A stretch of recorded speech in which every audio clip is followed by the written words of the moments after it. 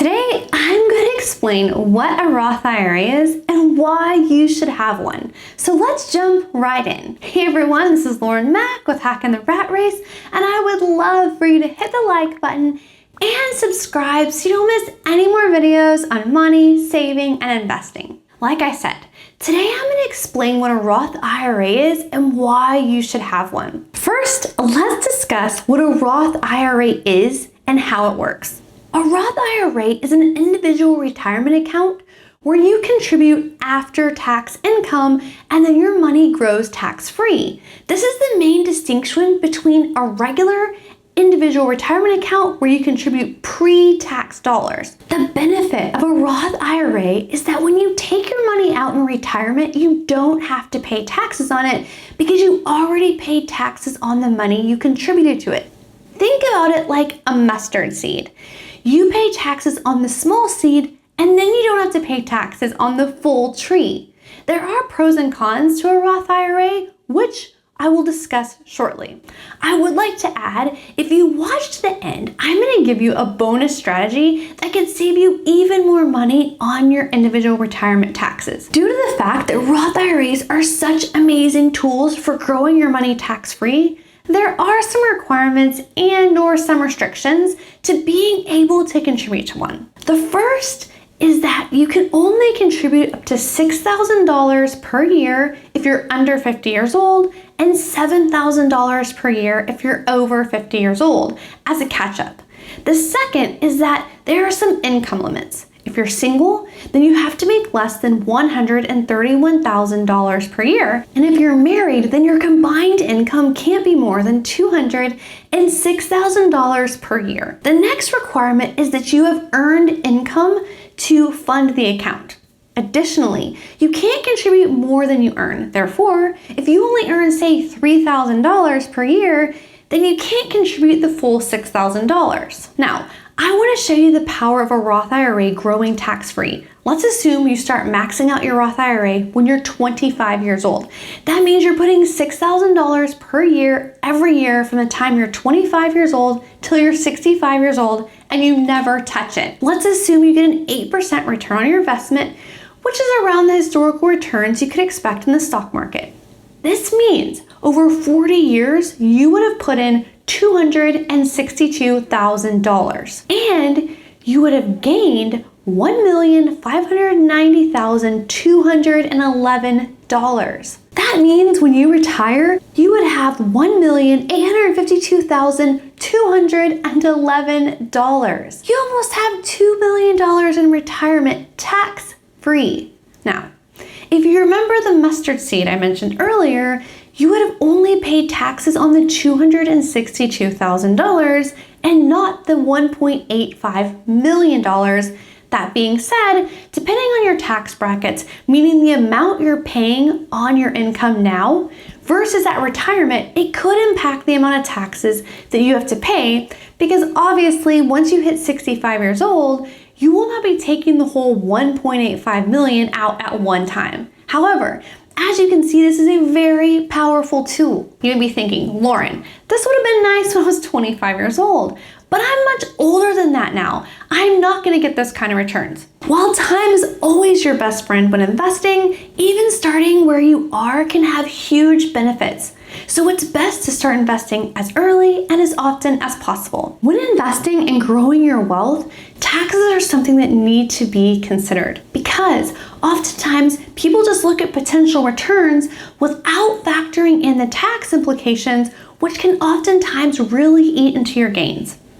So you might be thinking, I'm not sure I want to lock up my money for 40 years. What if I need that money or I want to use it? First, I'd like to say that investing for retirement is a long-term investment and you should monitor your investments, but that money is for your retirement life. So don't rob yourself of that either. However, another benefit of a Roth IRA is that you're able to withdraw your contributions anytime you want, tax-free, and even better, penalty-free. This is another huge advantage of the Roth IRA versus a traditional IRA or a 401k. The reason is that you've already paid taxes on that money that you've contributed. Please note, this is only for contributions, not gains. For easy numbers, let's say you invested $1,000 and over that time it increased to $1,500. You would only be able to pull out the $1,000 you contributed tax and penalty free.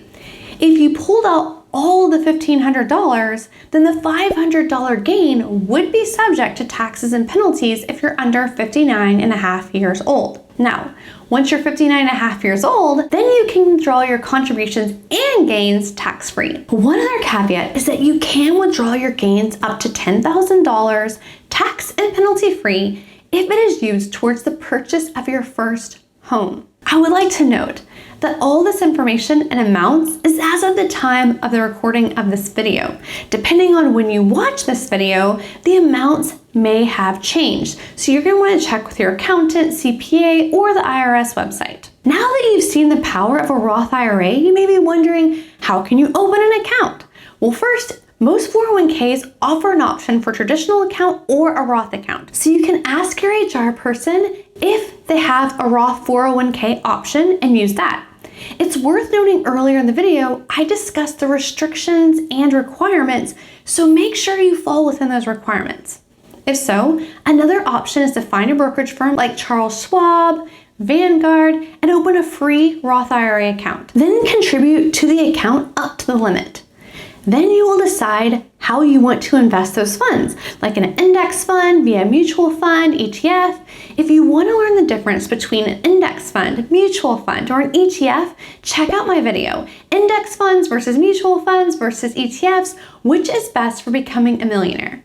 And if you're going to contribute the 401k route, you'll be able to choose from the funds they have available within the 401k. Please note that if you have a Roth 401k and your employer matches, then the match would go into a traditional 401k account because that money's pre-tax. All that means is that if you choose that option, you will most likely have two accounts. One's that your Roth 401k and the match would be in the traditional 401k. Another potential con to having a Roth IRA is if you're really dependent on or count on getting an income tax refund at the end of the year. Getting a Roth IRA does not mean you won't get a refund. However, when you contribute to a traditional income retirement account that is pre-tax dollars, then that is decreasing the taxable income at that moment, which could mean you're being taxed on a smaller income, which can impact your tax bracket. Therefore, it could mean you owe less money. However, Roth IRA is post-tax, so that money is not being deducted from your income in terms of the taxes owed. If you're concerned about this, discuss it with your accountant or CPA and have them run the numbers for you with both options, and you can determine which is better for you. Now, a light bulb might be going off, and you might be thinking, well, I'm just going to convert all my regular or traditional individual retirement accounts to Roth accounts. Please note, your traditional accounts are pre-tax dollars. So if you convert them to a Roth IRA, which is post-tax dollars, then you'll have to pay regular income taxes on that money. It's also worth noting, if you have a high income, that you should have your accountant run the numbers on your taxes, adding the money to a Roth IRA versus a traditional IRA, because it might be worth putting your money in a traditional IRA if you would be taxed on that money at a higher tax rate. Now for your bonus tip. There's a way that you can move your money from your traditional individual retirement account to a Roth IRA without paying taxes, and this is called a Roth IRA ladder. Basically, once you're retired and no longer earning income, or you take advantage of the foreign earned income tax exemption, you could start the Roth IRA ladder. The important piece is that you're not utilizing your standard deduction to offset income.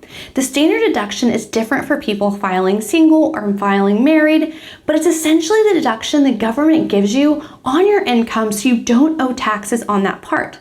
If it's not being utilized, then you can convert your traditional IRA to your Roth IRA up to the available standard deduction amount, and the taxes due would be covered by the standard deduction. Therefore, you would not owe any taxes on that money. The only caveat is that when this money is moved, it cannot be taken out tax-free for 5 years. That's why they call it a ladder, because you can do this each year, you don't have income, and then once you wait 5 years, that money will be free, and then next year, the next amount of money will be free, and so on. So for example, Let's say you're married and the standard deduction is $24,800. In this example, you did not earn any income this year. Therefore, you will be able to move $24,800 from a traditional IRA to a Roth IRA. The taxes would be covered by the standard deduction. Now, these funds can be withdrawn in 5 years tax-free. So if you were newly retired for the first 5 years, you could draw down from, say, money you grew in a regular Roth IRA, and then in 5 years, use the money you moved over and repeat each year. That way you can get your traditional IRA money out without having to pay taxes on it. You can always discuss this with your accountant and CPA, and they can give you the best advice and numbers for your situation. Like I said earlier, if you want to understand more about index funds, ETFs, and mutual funds, then click the button right here. Thank you so much for watching. Don't forget to subscribe, and I'll see you in the next video.